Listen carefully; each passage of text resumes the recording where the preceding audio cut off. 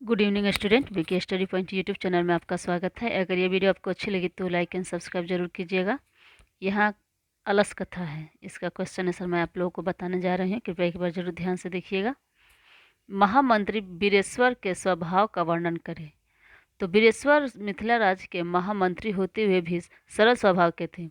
वे दानशील और दयावान थे। ये गरीबों और अनाथों को प्रतिदिन भोजन दिया करते थे। ये आलसियों को भी दान स्वरूप अन्न और वस्त्र देते थे। इस प्रकार वीरेश्वर मानवीय गुणों से युक्त मंत्री थे। आलसी पुरुष को आलसी पुरुषों को आग से किसने निकाला? आग लगने पर भी आलसी पुरुष घर में नहीं भागे। वे आपस में वार्तालाप करते रहे। उनकी वार्तालाप सुन एक योगी पुरुष को भय हुआ कि वे आग में जल जाएंगे। तब वह योगी पुरुष से आकर उनसे केसों को पकड़कर उन्हें ढकेलते हुए बाहर निकाला। इस प्रकार आलसी पुरुष आग में जलने से बच गए। तीसरा क्वेश्चन है, चारों आलसी पुरुष आग से किस प्रकार बचना चाहते थे? चारों आलसी पुरुष आग लगने पर भी वह घर से नहीं भागे। शोरगुल सुनकर वे जान गए थे कि घर में आग लगी हुई है। वे चाहते थे कि कोई धार्मिक एवं दयालु व्यक्ति आग पर जल, वस्त्र या कंबल डाल दे। इससे आग बुझ जाए और वे लोग जलने से बच जाए। इस प्रकार आलसी पुरुष बिना प्रयत्न किए आग से बचना चाहते थे। ठीक है। इसके बाद से अलस कथा पाठ का सारांश यहाँ शब्दों में लिखें। शब्दों में यहाँ पर लिखना है। अलस कथा पाठ के सारांश लिखना है। अलस कथा पाठ में महाकवि विद्यापति ने मानवीय गुणों के महत्व तथा आलसियों की स्थिति पर प्रकाश डाला है।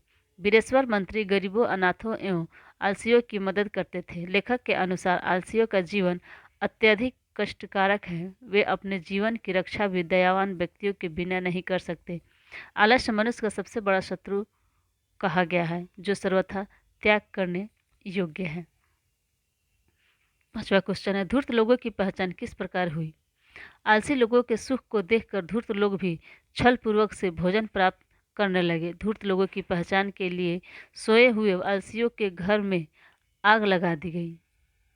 धूर्त लोग घर में लगे हुए आग को देखकर भाग गए। धूर्त लोग क्या किए? घर में आग लगे हुए थे तो उसे देखकर वो लोग भाग गए।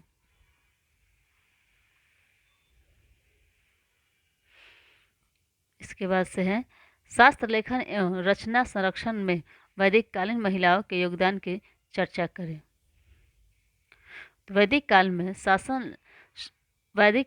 शास्त्र लेखन एवं रचना संरक्षण में पुरुषों की तरह महिलाओं ने भी काफ़ी योगदान दिया है।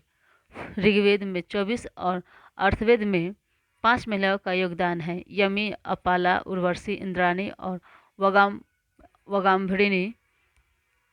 वैदिक कालीन ऋषिकाएँ भी मंत्रों की दर्शिकाएँ थीं। वैदिक साहित्य रूपी खजानों को भरने में प्राचीनकालीन महिलाएं अग्रणी थे। ठीक है दोस्तों, इसके एक बार ध्यान से सुनिएगा। संस्कृत साहित्य में दक्षिण भारतीय महिलाओं के योगदान का वर्णन करें। चालुक्य वंश की महारानी विजय भट्टारिका ने विजयना की रचना कर उन्होंने लौकिक संस्कृत साहित्य में महत्वपूर्ण योगदान दिया। लगभग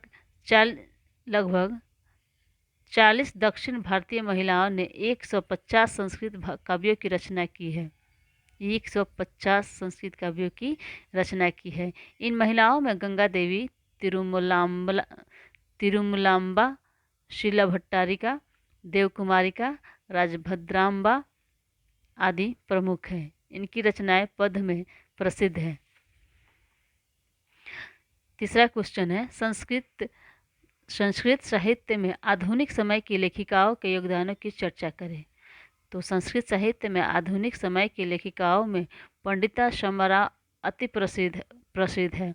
उन्होंने शंकरचरितम, सत्याग्रहिता, मीरा लहरी, कथामुक्तावली, विचित्र परिषद यात्रा, ग्राम ज्योति इत्यादि अनेक गद्य पद ग्रंथों की रचना की है। वर्तमान काल में लेखनरत कवयित्री में पुष्पा दीक्षित, वनमाला